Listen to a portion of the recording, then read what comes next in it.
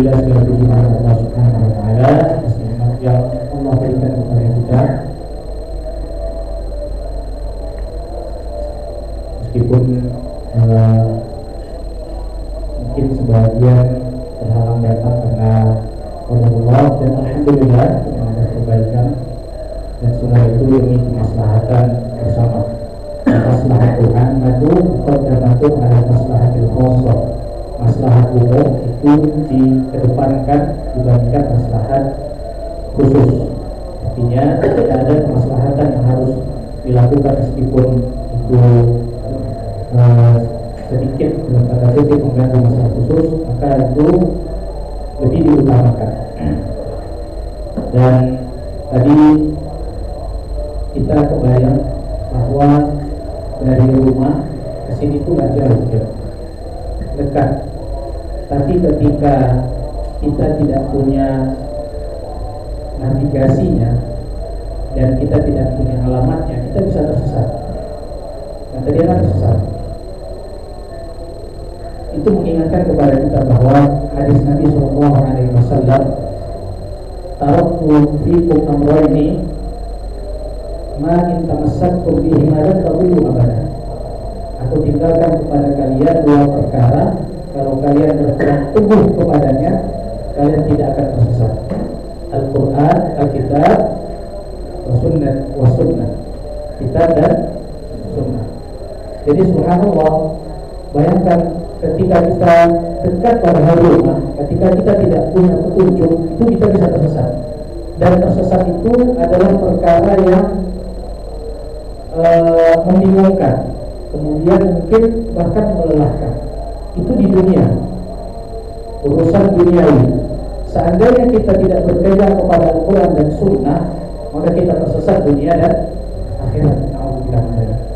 Maka kita berusaha istiqamah, berpegang teguh dengan Al-Quran dan Sunnah, dalilnya dan cara memahami dalilnya sesuai dengan pemahaman Nabi dan para salaful ummah, para sahabat, para tabi'in dan tabi'in.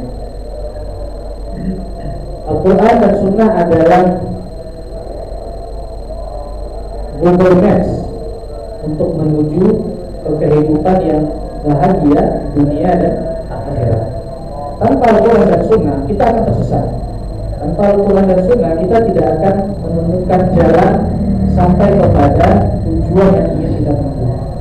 Jadi jika kita dekat saja dari rumah ke sini tanpa petunjuk, kita bisa tersesat.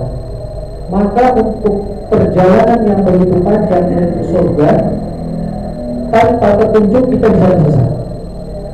Maka Abu Hurairah radhiyallahu anhu ketika beliau mau meninggal dunia, ketika ihtidar, ketika sakaratul maut, beliau menunggu ajalnya, Abu Hurairah radhiyallahu anhu menangis sejadi-jadinya.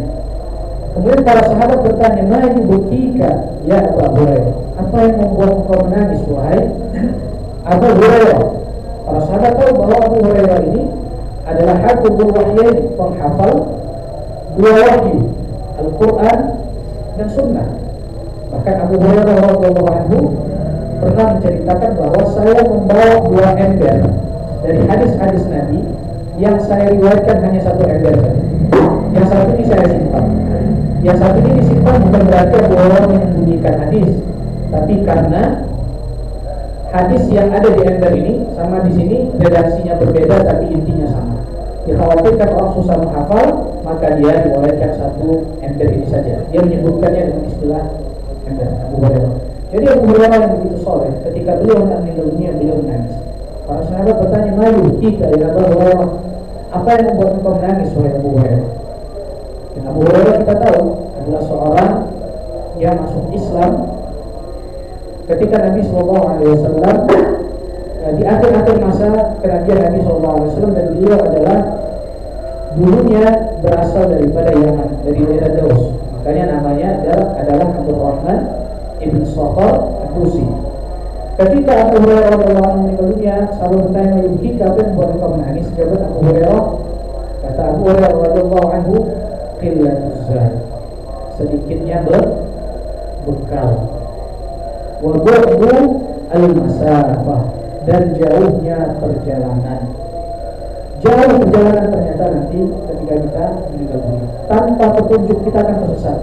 Kita akan berombak-ambing. Ada yang berjalan seperti jalannya orang kerasukan, yaitu mereka yang memakan riba misalnya. Ada yang dalam kondisi tubuhnya dipenuhi dengan dibanjiri air karena keringatnya. Ada yang dalam kondisi dia jalan dalam keadaan pincang atau miring sebelah ketika dia tidak berlaku adil terhadap istri-istrinya dan lain sebagainya. Dalam kondisi itu, kalau kita tidak memegang Al-Quran dan Sunnah, tersesat. Kita bisa lihat bahkan di dunia pun banyak ya tersesat ketika tidak istiqomah memegang Al-Quran dan Sunnah. As-safar, kata Abu Hurairah, jauhnya perjalanan yang akan ditempuh. Kemudian wala adu wa mahbatun indi, dan tempat aku naik nanti bainal jannah wan nar, antara surga dan neraka. Wa ana la adri ayyuhuma yuslaku bi, dan aku tidak tahu bagian yang mana yang akan aku diseret ke dalamnya, entah masuk ke surga atau masuk ke neraka. Ini ucapan siapa? Abu Hurairah radhiyallahu anhu, yang telah hafal banyak sekali hadis yang sampai kepada kita. Maka jemaah yang kami muliakan karena Allah Azza wa Jalla, ini mengingat untuk kita semua bahwa kita akan tersesat tanpa Al-Quran dan Sunnah.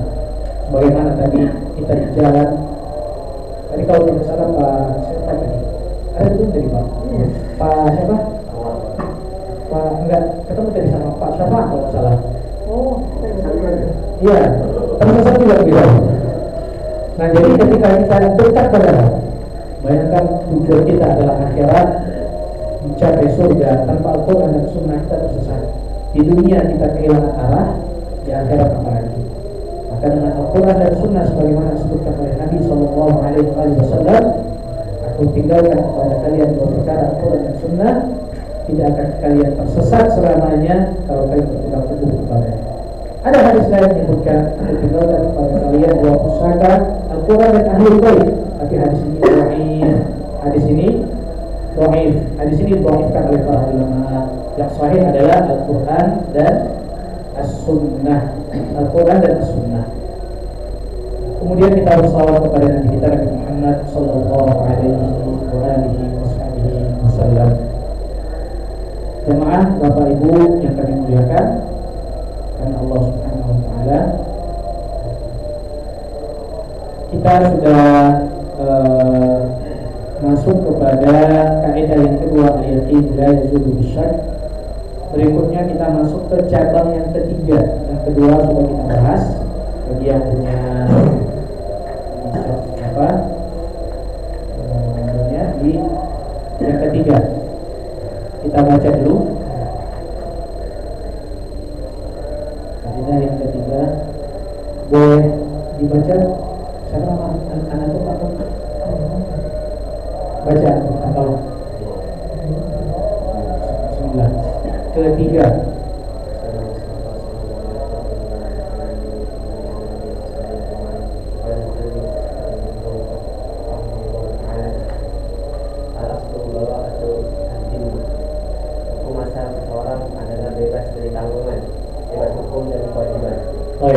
Ini kaidah yang pertama.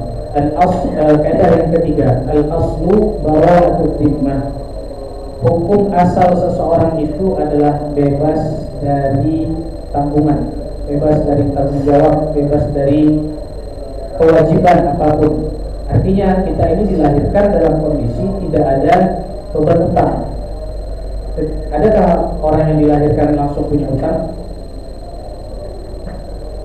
Ya, kalau utang negara itu beda ya. Itu beda. Maksudnya utang secara pribadi dia. Karena ada yang membahas, Indonesia ini kalau lahir langsung punya utang ke orang sekian. Itu beda pembahasan. Pembahasan kita adalah secara individu, seseorang ketika lahir dia tidak ada kewajiban utang. Dia tidak ada kewajiban sholat. Dia tidak ada kewajiban zakat. Dia tidak ada kewajiban puasa. Ini hukum asal yang harus dipertahankan dulu.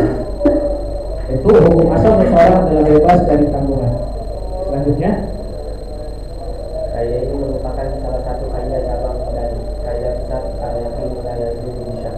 Dalam seperti kaidah ini juga merupakan bentuk penerapan istishab al-bara'ah al-asliyah. Istishab al-bara'ah al-asliyah. Jadi kaidah ini disebut dalam fikih juga istishab baro'ah asliyah. Apa arti istishab? Berlakunya hukum yang telah lalu sampai seterusnya ketika seseorang tidak diberikan tanggungan atau kewajiban tertentu. Lanjut. Yaitu mempertahankan hukum asal berupa bebasnya seseorang dari beban jika ada dalil yang mengatakannya. Oleh karena itu, makna kaidah ini bisa dipahami bahwa pada asalnya seseorang tidak memikul kewajiban tentang hukuman atau tanggung jawab apapun sampai terdapat dalil atau bukti yang menetapkannya. Dengan kata lain, syariat memandang setiap orang berada dalam keadaan bebas dari tanggungan hingga terbukti sebaliknya. Baik. Ini kaidah dasar. Kita akan berikan beberapa contoh. Insyaallah kita percepat.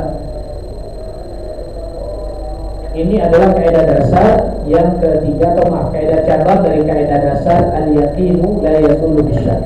Sesuatu yang dibangun di atas keyakinan, dia tidak akan hilang kecuali dengan sesuatu yang yakin juga. Tidak bisa hilang dengan keraguan. Baik. Asalnya al-aslu bara'atu zimmah. Kaidah yang ketiga kita sudah bahas sebelumnya, al-aslu baqa'u makana ala makana. Asalnya sesuatu yang sudah ada dia akan berlaku terus sampai ada dalil yang membantu. Contoh, ketika seseorang sudah berwudu, maka wudunya ini akan berlangsung statusnya berwudu sampai ada dalil yang membatalkan wudunya. Dalil ini harus dalil pasti seperti buang angin, buang air. Selama belum ada dalil, maka dia masih statusnya masih berwudu. Contoh lain, ada laki-laki atau perempuan bangun tidur,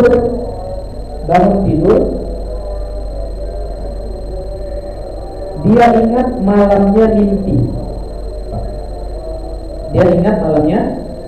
mimpi berhubungan. Tetapi dia tidak dapati ketika bangun adanya air, tidak menemukan air mani. Apakah dia wajib mandi? Wajib mandi nggak? Jawabannya dia tidak wajib mandi. Kenapa? Al-aslu bara'atu zimmah. Asalnya seseorang itu bebas dari kewajiban apapun sampai ada bukti yang menunjukkan bahwa dia memang telah wajib atasnya mandi, yaitu tampaknya air mani. Ketika dia tidak melihat air tersebut, maka dia tidak dikatakan junub.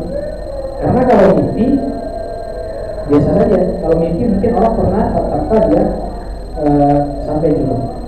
Atau ketika orang bangun lalu dia dapati di pakaiannya ada seperti cairan, seperti dia tidak bisa pastikan cairan itu apakah, mohon maaf, mani atau pipis, mungkin dia menetes misalnya air kencingnya, dia tidak bisa bedakan antara dua ini, maka apakah dia wajib mandi? Jawabannya tidak wajib mandi. Al-aslu bara'atu zimmah. Sampai dia yakin bahwa cairan itu adalah air mani. Begitupun ketika anak kita misalnya dia bilang, cerita ya tadi malam, mohon maaf ya saya mimpi melihat begini-begini. Apakah saya sudah balik? Apakah engkau merasakan ada yang keluar? Kata dia tidak, maka al-aslu bara'atu zimmah. Asalnya dia masih bebas dari tanggung jawab. Dia masih belum balik, dia masih belum sholat. Ini yang disebut dengan al-aslu bara'atu zimmah. Contoh lain adalah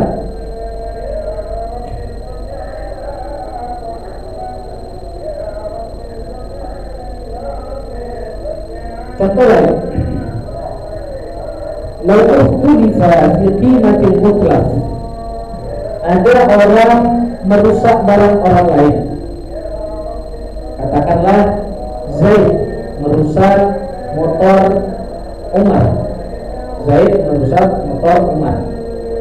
Dia minjam motornya, dia pakai, kemudian rusak motor tersebut. Atau yang rusak, terjadi perselisihan di antara mereka berdua. 2 hari kemudian si Umar melihat ternyata motor ini setelah dia taruh di parkiran, yang rusak ada spion patah, ban bocor, pelaknya lepas, misal.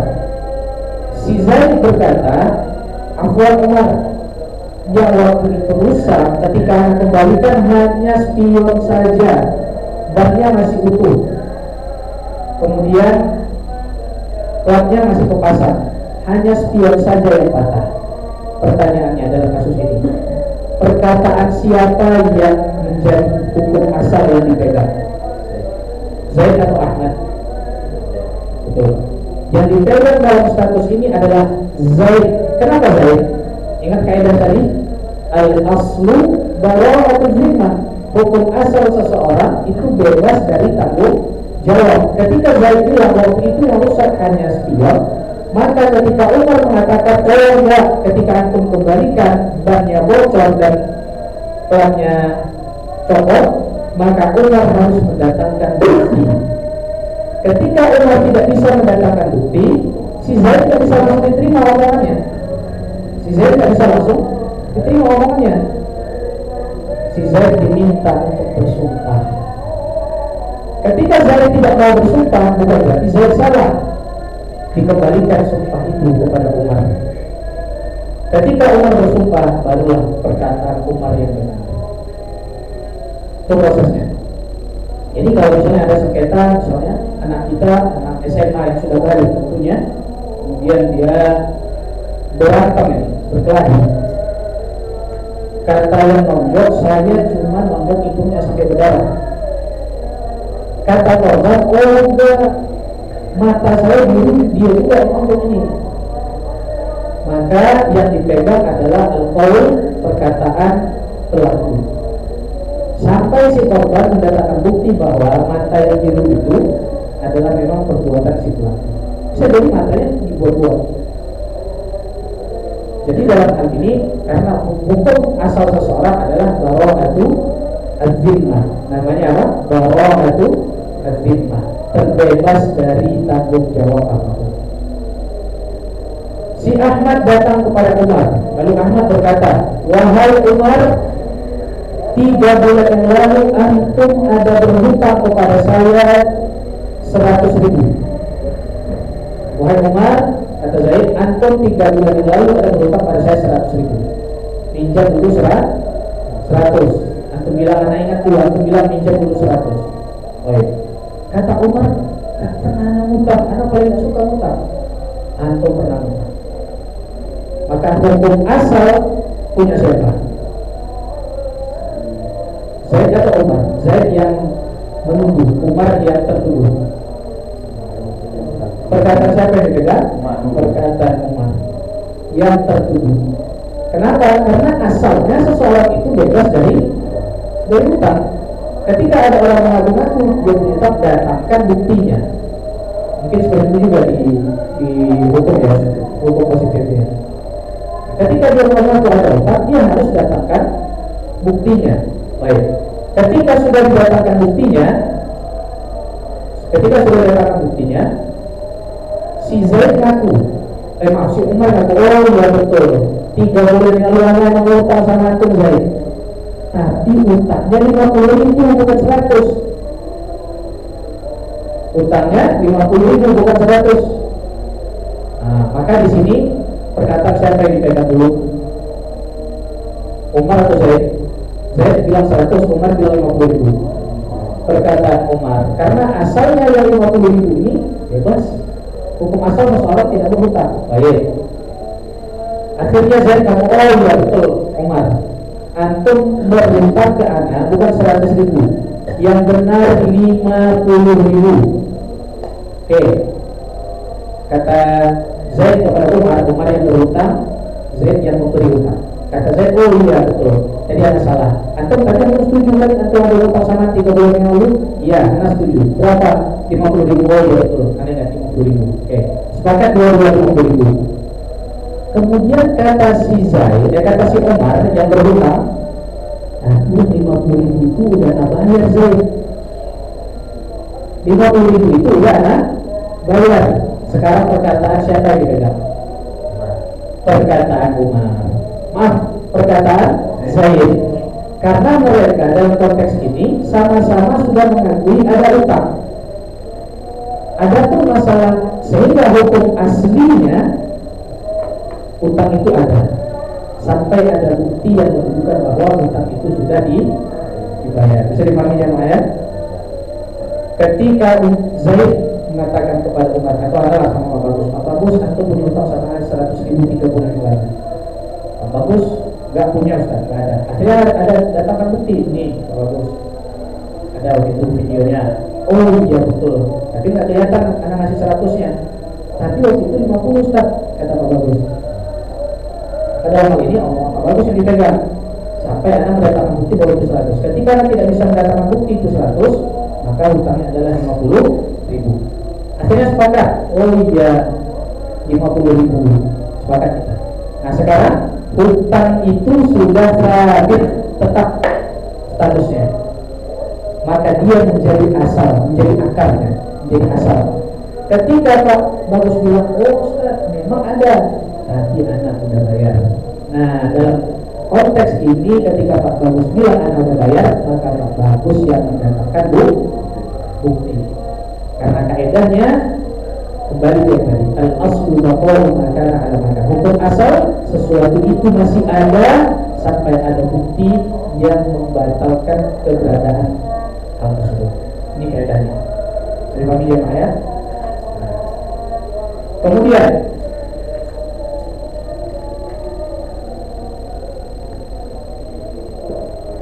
ketika ada orang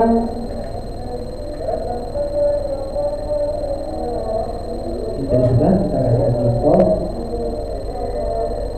Baik, kita lanjut saja ke kaidah yang keempat. Boleh dibacakan lagi?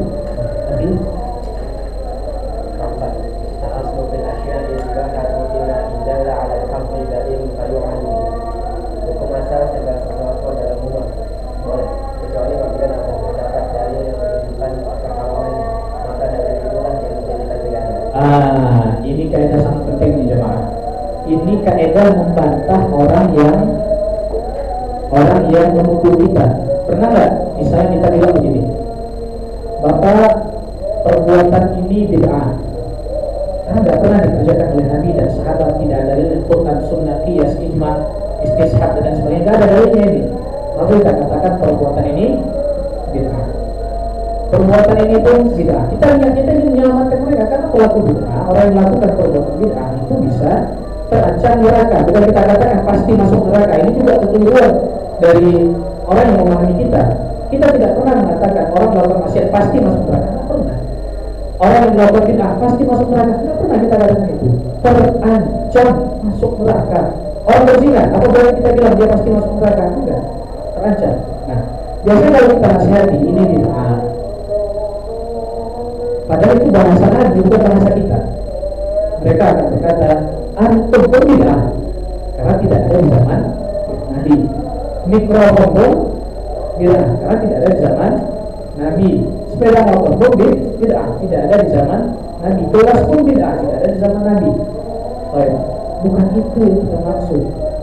Kaidah itu kita sudah sepakat semuanya. Apa kaidahnya? Al-aslu fil asya'i wal a'yani al-ibahah.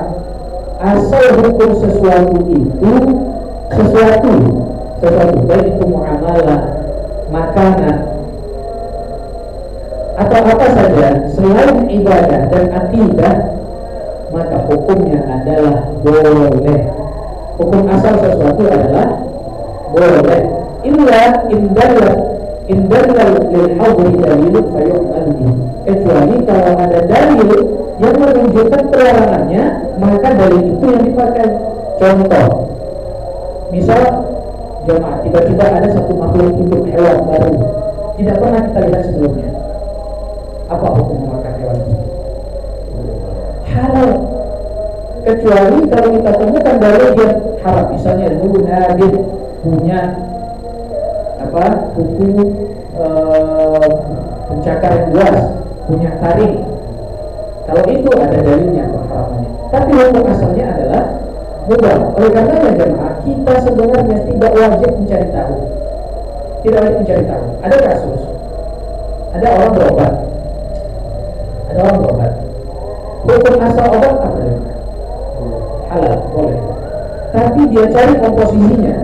Akhirnya ditemukan ternyata di dalam obat itu ada bukan urin manusia, unsur ada urin manusia di dalam obat itu. Oh iya. Gara-gara dicari tahu, akhirnya apa yang terjadi? Hukumnya berubah. Padahal hukum asal obat ini halal. Meskipun tidak ada status dari MUI halalannya, maka hukum sesuatu itu halal. Kecuali yang benar-benar haram, biasanya obat itu akan kasih tahu, misalnya gelatin babi, itu dia akan kasih tahu ke kita. Tapi yang lain, yang misalnya dia dari ada urin manusia diekstraksi kemudian berubah menjadi air biasa karena dibutuhkan untuk obat, dan ini ada memang obatnya. Nah, hukum asalnya ini kita nggak wajib untuk mencari tahu, karena saat ini kita cari tahu tidak ada yang halal. Kira-kira dari sini halal 100%. Kalau kita cari tahu proses pembuatannya aluminium ini, tutup ini bisa sampai pada level haram. Coba ketika dia proses, ketika diambil biji aluminium ini, kan dia dididihkan sehingga dia menjadi mencair. Ketika proses mencair, kira-kira ada nggak kotoran masuk? Ada. Bisa jadi ada orang misalnya habis dari buang air, kemudian dia netes, atau ada sesuatu hewan buang air, misalnya hewan yang haram, kucing misalnya, atau apa, kemudian buang air di situ. Kalau kita kaji, semuanya tidak ada yang halal, semuanya halal. Maka hukum asalnya adalah ibah. Maka Allah Subhanahu Wa Taala ingatkan kepada kita. Allah Subhanahu Nabi Sallallahu Alaihi Wasallam menyebutkan, ini Nabi mengingatkan kepada kita. Hadis ini riwayat Bukhari. Perhatikan ini jemaah. Inna a'zamal muslimina jurhan. Sesungguhnya di antara kesalahan terbesar sebagian muslim adalah man sa'ala an syai'in lam yuharram. Dia bertanya tentang sesuatu yang sesuatu ini sebenarnya tidak haram, gara-gara dia tanya fahurrim min ajli mas'alatihi, jadi haram gara-gara dia tanya. Jadi haram gara-gara dia tanya. Jadi seorang mukmin itu tidak punya kewajiban untuk mencari secara detail. Bahkan sebenarnya termasuk, walaupun itu bagian dari hati-hati dan kita sangat dukung MUI untuk melakukan proses verifikasi halal pada barang produk, tapi pada hakikatnya misalnya seperti kulkas dan barang-barang lain itu tidak wajib. Kenapa? Karena justru ketika ditambah itu kita jadi ragu untuk membeli sesuatu yang pada asal hukumnya adalah halal. Hukum asalnya adalah, misalnya sekarang semuanya kan ada halalnya. Saya lihat kulkas ada halalnya, dispenser ada halalnya, semua. Apalagi Pak? Tumbler pun ada halalnya. Hukum asalnya nggak ada nih. Di Arab Saudi adakah halal plus halal? Nggak ada. Yang penting dia tahu nih, karena memang di Arab Saudi juga nggak ada muslim ya. Semua yang itu semua halal semua. Tapi nggak ada logo halal. Obat yang tadi saya sebutkan, ada unsur urin manusianya. Saya cek di Saudi ternyata ada dijual. Dijual cuma dekat Masjid Nabawi. Kenapa? Karena ini kondisinya darurat, obat itu dibutuhkan, sehingga ada sesuatu urin ini kemudian diekstraksi dan berubah menjadi air biasa. Ini dalam mazhab Hanafi ini dimaafkan oleh untuk keperluan. Tapi ketika harus diteliti, ini bisa mendatangkan keraguan. Megangnya pun bisa jadi najis ketika kita tahu. Makanya Umar bin Khattab pernah melewati suatu jalan yang mana di situ ada air. Umar bin Khattab. Kemudian ada sahabat bilang, Umar, di air itu ada kotoran. Apa kata Umar? Seandainya engkau tidak kasih tahu, lebih ringan hisab begitu. Seandainya engkau tidak kasih tahu, begitu lebih ringan hisabnya. Tapi bukan berarti kita membiarkan orang misalnya ada kotoran diinjak sama dia dibiarkan. Tapi hukum asal air, apa hukum asalnya? Suci, halal hukum asalnya. Kecuali kalau yang diinjak benar-benar najis. Nah, biasanya kan ada air mengalir tuh dari comberan misalnya. Kalau banjir naik airnya, hukum asalnya bersih, hukum asalnya lewat saja, tidak ada masalah. Sampai kita meyakini, melihat secara yakin bahwa air itu najis. Maka kaidahnya adalah al-aslu fil asya'i wal a'yani al-ibaha. Hukum asal pada sesuatu dan pada benda dan transaksi itu hukumnya adalah boleh, sampai datang dalil yang menunjukkan keharamannya baru dia berubah menjadi tidak boleh. Nah, ini membantah yang mengatakan antum pun bid'ah, peci pun bid'ah, motor pun bid'ah. Enggak, kita semua sepakat urusan duniawi dan fasilitas, makanan, transaksi, hukumnya mubah. Bahkan ada yang sampai pada derajat sunnah, bahkan ada yang wajib ketika dibutuhkan. Kita semua sepakat itu, tidak ada bid'ah di dalam hal itu. Yang kita maksud adalah inovasi, perubahan, pertambahan dalam ibadah. Sesuai dengan kaidah Nabi Muhammad SAW, beramal dengan amal yang tidak pernah kita ajarkan, saja tertolak atau tidak ada dalilnya. Baik.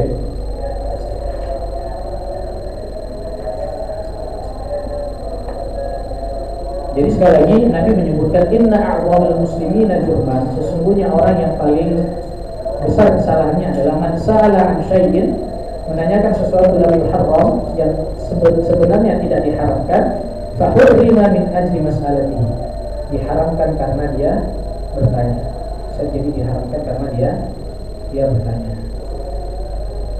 Jamaah yang kami muliakan kepada Allah Azza wa Jalla, maka dari itu kalau kita pergi ke negeri muslim, kita nggak usah teliti dia dibeli ayamnya seperti apa, ya nggak ada kewajiban tidak ini.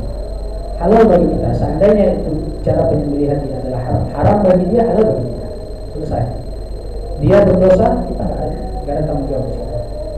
Kecuali kalau kita pergi ke negeri yang daerah yang banyak muslim, kita ke Bali misalnya, ya itu harus kewajiban bagi kita untuk berhati-hati. Atau ke mall yang ada restoran, ada kemungkinan restoran itu jual daging babi, misal, itu wajib kita bertanya. Tapi dalam hal mayoritas muslim ini ada kewajiban. Agama itu mudah. Kalau ada yang berbohong itu saja kepada Allah. Kecuali kalau kita lihat langsung memang. Anda pernah makan di salah satu tempat makan di sini, Anda tidak usah sebutkan.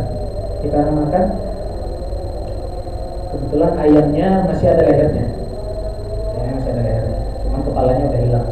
Tapi Anda melihat bekas sembelihannya, tidak sah. Sehingga konsekuensinya apa? Daging itu adalah bangkai.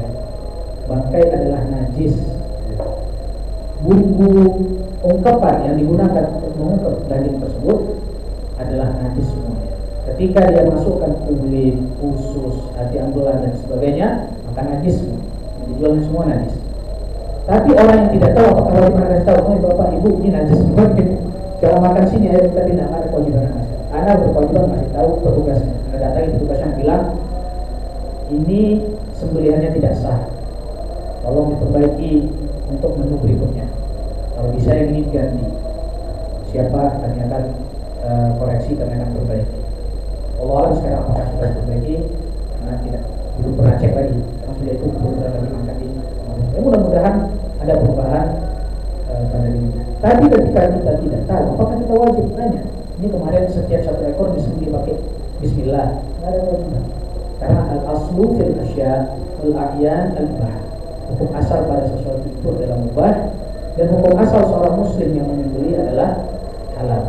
Jadi yang ayam mana lihat itu jemaah, dan ini juga kadang melihat di pasar, termasuk di Lenteng, di sebagian tempat itu ayamnya ditusuk. Ini nggak sah. Ini bukan sembelih namanya. Ya, sembelih itu zabah. Zabah itu menjalankan benda tajam untuk memutus dua urat yang kita sebutkan kemarin. Kalau ditusuk itu nggak sah sebenarnya. Jadi ini perlu ada kehati-hatian.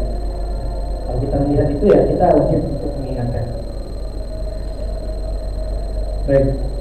Jadi sekali lagi ini kaidah yang sangat penting dalam memahami perkara-perkara duniawi. Hukum asal semuanya adalah mubah. Hukum pakaian mubah. Kecuali ada dalil keharaman, isbal. Pakai celana mubah, tidak ada masalah. Isbalnya yang tidak boleh, misalnya pakai potong rambut mubah. Yang tidak boleh adalah tasyabuh bil kufar, qazah, berlebihan. Ini tidak boleh, misalnya. Ini yang disebutkan oleh para ulama dalam kaidah al-aslu fil asya'i wal a'yani al-bah. Hukum asal pada sesuatu itu adalah boleh. Dalilnya Allah Subhanahu wa taala berfirman,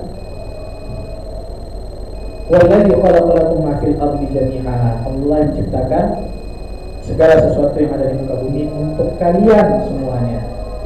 Jadi kalau kita pergi ke hutan lalu kita menemukan satu daun, bolehkah kita makan jemaah? Boleh. Apakah kita berpikir ini halal nggak ya secara barangnya? Atau jangan-jangan ini milik orang, bukan punya saya?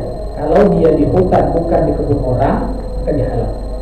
Pernah dengar cerita ada orang memakan apel yang hanyut, kemudian ini Allah alam belum temukan sanad cerita ini.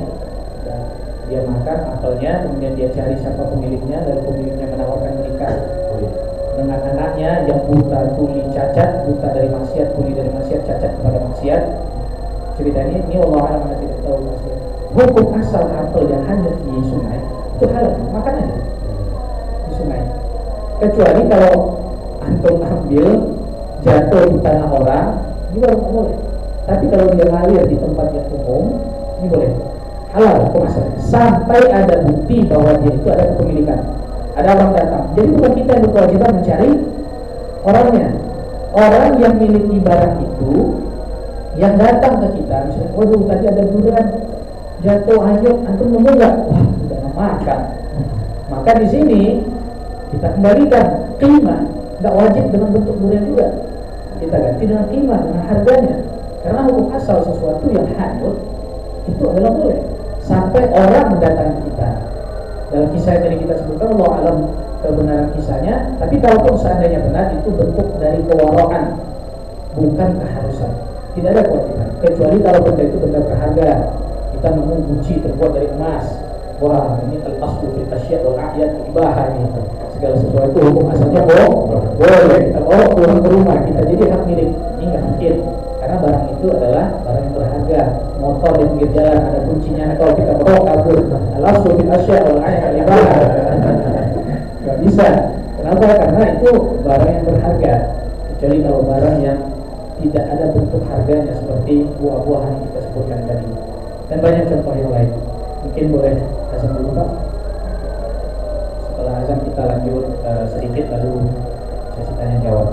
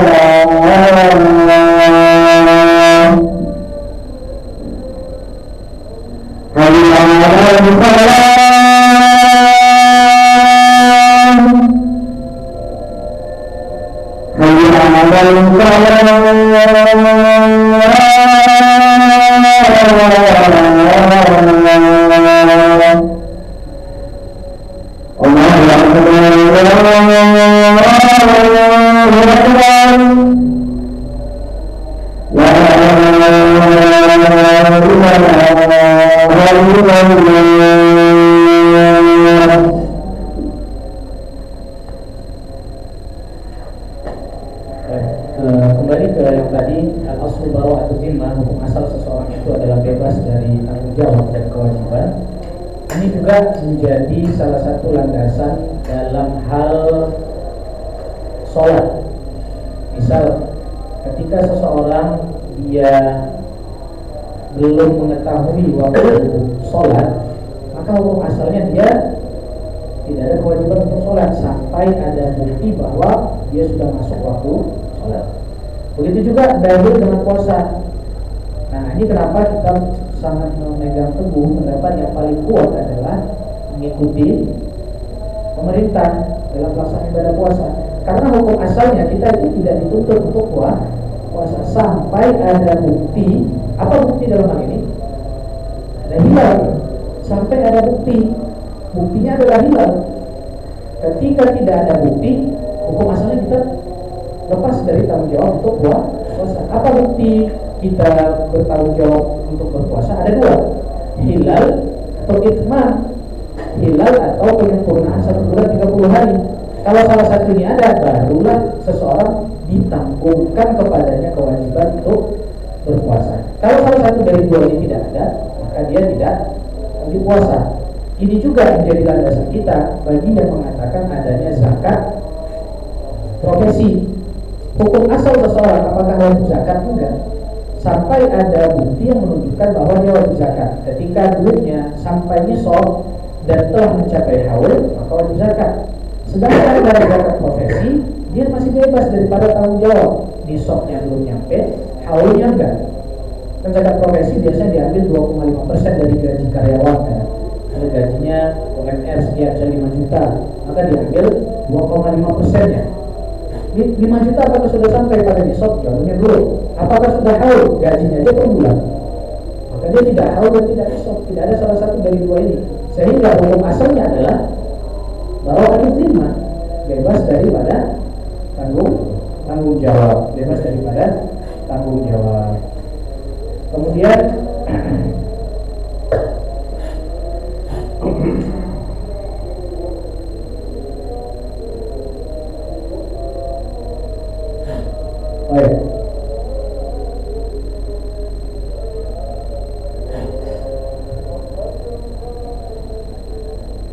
nah, kembali lagi tadi ke masalah al-aslu fil asya' al-ibahah. Hukum asal pada sesuatu itu adalah boleh, sehingga jemaah yang akan dimuliakan Allah Azza wa Jalla, ketika kita pergi ke luar negeri, ke katakanlah US, ke Amerika misalnya, lalu kita makan buah yang sudah ada di dalam kaleng, kita tidak wajib mencari tahu bagaimana proses pembuatannya selama di komposisinya tidak ada sesuatu yang haram. Misalnya dari komposisi itu ada disebutkan buah ini, kemudian ada air, kemudian ada pemanis, pewarna, sudah cukup. Kita tidak wajib mencari tahu apakah dia dibuat dengan proses misalnya menggunakan wajan yang sebelumnya digunakan untuk masak babi. Tidak ada kewajiban ini. Walaupun di negeri kafir sekalipun, ketika kita mendapat barang yang hukum asalnya adalah halal, maka kita halal makan. Ini juga pendapat yang disampaikan oleh para ulama, diantaranya Syekh Numbas dan lain sebagainya. Walaupun sebaiknya dihindari, ketika kita pergi ke negara yang mayoritasnya adalah Nasrani atau Yahudi, ada orang pergi ke Israel, atau ada orang pergi ke Roma, lalu dia makan ayamnya, maka hukum asalnya boleh. Kenapa? Karena sembelihan orang Yahudi dan Nasrani menurut mayoritas ulama itu dibolehkan bagi kita untuk memakannya. Makanya jamaah yang dan di Saudi itu salah satu impor ayam terbesar itu berasal dari Brazil. Itu mereka dengan mensyaratkan banyak hal dengan SOP yang ketat. Tapi hukum asalnya adalah mubah. Namun apa yang dilakukan oleh Majelis Ulama Indonesia itu bagian daripada wara', daripada kewaraan, walaupun tidak harus. Dan itu adalah berupaya untuk mencapai sebagaimana firman Allah SWT, "Kulu min thayyibati ma razaqnakum." Makanlah apa-apa yang thayyib. Jadi bukan hanya sampai pada level halal, tapi diupayakan dia wajib. Karena hukum asal sesuatu itu sudah halal, ketika dipastikan lagi dia menjadi hukumnya lebih naik sehingga dia bisa masuk ke dalam firman Allah tersebut, itu wajib. Mungkin ini saja yang dapat kita sampaikan. Insyaallah kita akan lanjutkan kepada kaidah yang berikutnya, yang kelima, nanti al-aslu fil adwa'i at-tahrim pada kan depan billahi azza wa jalla. Mungkin ada pertanyaan? Boleh Pak. Apa? Dua. Yang pertama, kita tidak tahu kalau celana kena cipratan misalnya dari air ini, kita tidak melihat ya. Itu apakah tetap kita anggap suci pakaian kita? Yang kedua, microwave di kantor, ini bisa kantor. Ada dua, yang satu buat halal, yang satu buat halal. Jadi memang halal dan halal. Iya, jadi dipisahkan. Karena banyak dari orang luar juga kan yang makan. Nah, permasalahannya adalah piringnya yang kita tidak tahu apakah sudah dipakai bekas mereka makan makanan yang haram. Mereka memanaskannya di microwave yang memang halal. Cuma ketika piringnya sudah selesai kan dicuci dan tercampur. Saya tidak tahu ya. Nah, itu bagaimana? Yang pertama tadi masalah celana, kita ragu apakah ada cipratannya atau tidak ya. Ragu sih enggak, kita benar-benar yakin aja itu tidak mungkin kena gitu kan. Sampai akhirnya mungkin kita melihat ada sebuah titik yang Nah, ini nanti akan ada pembahasan di kaidah berikutnya, yunsabul amru ila aqrabi Allah. Jadi ketika kita pada dasarnya kita yakin celana ini suci dan kita sudah pakai sholat, selesai sholat kita lihat kok ada kotoran yang ada, bahkan saat itu najis sekalipun di celana itu, maka kita tidak perlu mengulang sholat itu. Ini harus diingat ya. Selesai sholat isya nanti kita pulang ke rumah, selesai sholat isya dalam kondisi kita yakin ini suci, pulang kita ke rumah, sampai di rumah kita dapati celana kita ada kotor, maka hukum asal kotoran itu dinisbatkan kepada waktu yang paling dekat, yaitu selama proses jalan dari masjid ke rumah. Artinya ketika di masjid tidak keluar sampai ada dalil bahwa itu keluar di masjid ketika sholat. Misalnya kita tadi ada terasa keluar. Mohon maaf ya, misalnya wadi karena keluar tadi ada terasa keluar, ingat saya, barulah sholatnya diulang. Tapi kalau dia tidak tahu, maka hukum asalnya sesuatu itu dinisbatkan kepada aqrabul waqti, waktu yang terdekat, yaitu ketika jalan, maka situlah dianggap keluarnya. Seandainya keluarnya ketika sholat, maka sholat kita tetap sah karena kita tidak tahu dan kita telah mengikuti kaidah yang benar.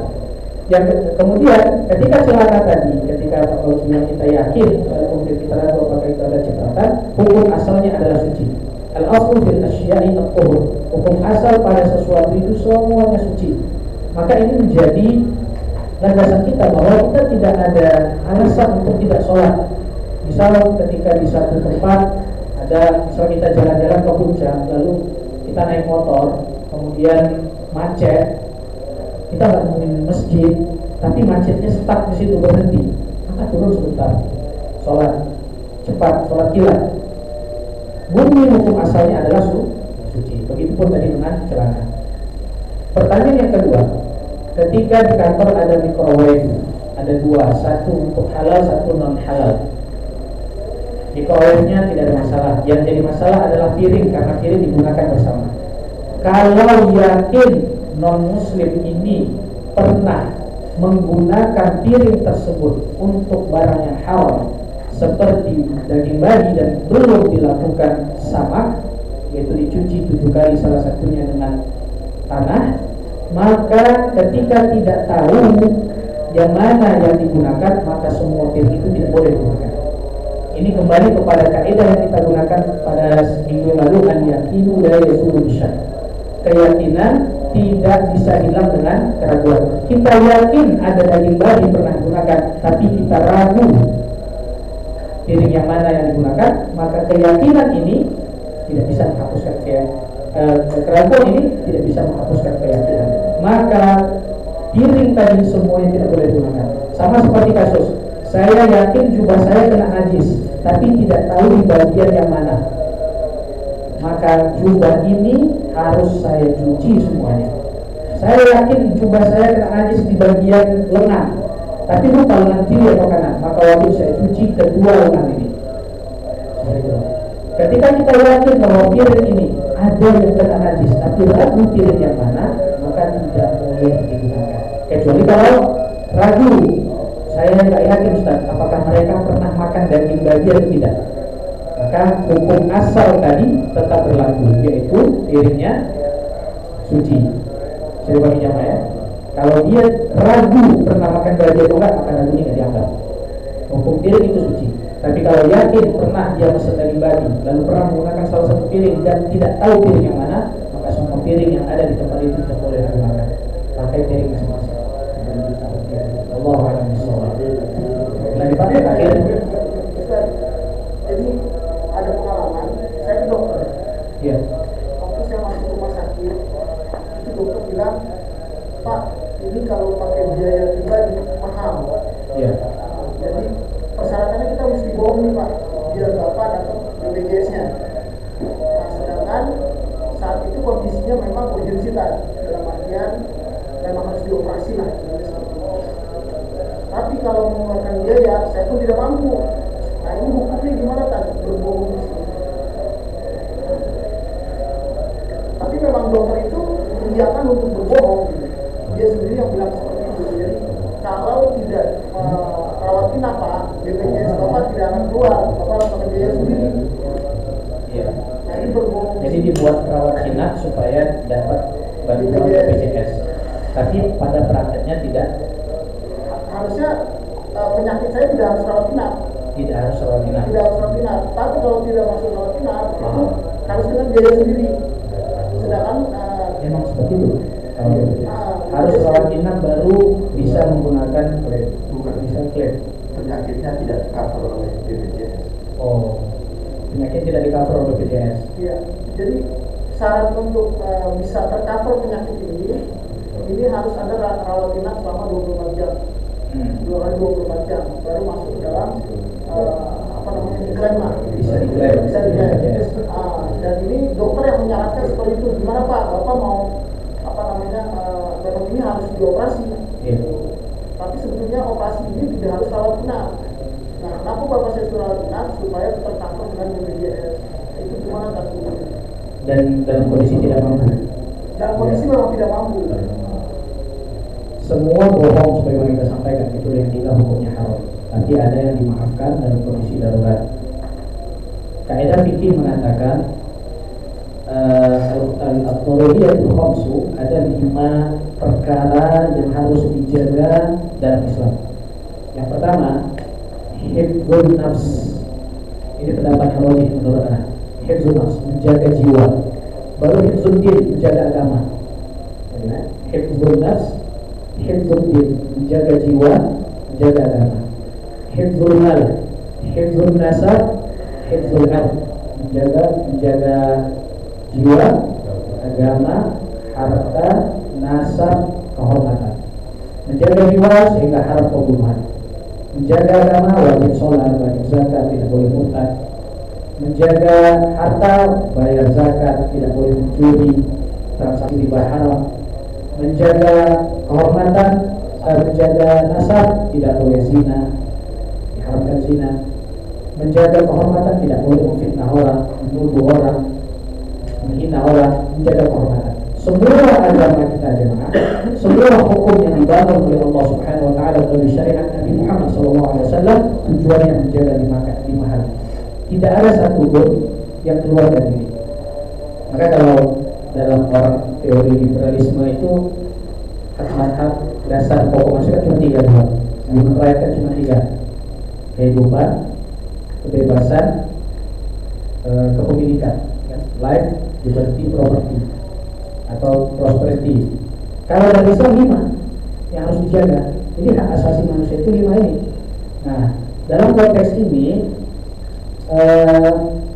tetap tidak boleh berbohong. Maksudnya tetap bohong itu hukumnya haram, tapi dia dimaafkan karena untuk menjaga jiwa. Maka masuk dalam kaidah ad-darurat tubihul mahdhurat. Sesuatu yang darurat bisa membolehkan sesuatu yang haram. Tapi daruratnya harus jelas. Seperti tadi menjaga jiwa. Seandainya tidak ada operasi bisa meninggal dunia, bisa sakit parah, dan biayanya tidak ada. Maka mau tidak mau mengikuti saran dari, dan itu harus ada saran dari ahli. Dalam hal ini adalah dokter. Lalu diikuti saran dari ahli, maka ini menjadi dimaafkan. Allah a'lam bishawab. Apa Ustaz? apakah sama hukumnya dengan waktu itu? Pada saat itu pikiran saya cuma satu, ini kayaknya seperti sama yang Ustaz bilang, kasus kita mendapatkan hak kita. Apakah sama dengan itu Ustaz? Contoh misalkan kita mau buat SIM, kita sudah coba beberapa kali, tapi memang harusnya itu kan hak kita untuk menerima. Pada akhirnya kita akan memberikan sesuatu. Apakah sama dengan itu hukumnya Ustaz?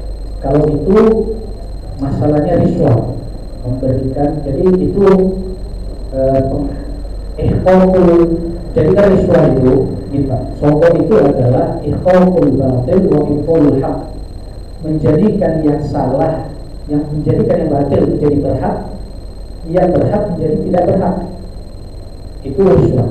Sehingga ketika kita ikhfa'ul haq, menjadikan hak kita kembali ke kita dengan cara membayar, akan boleh.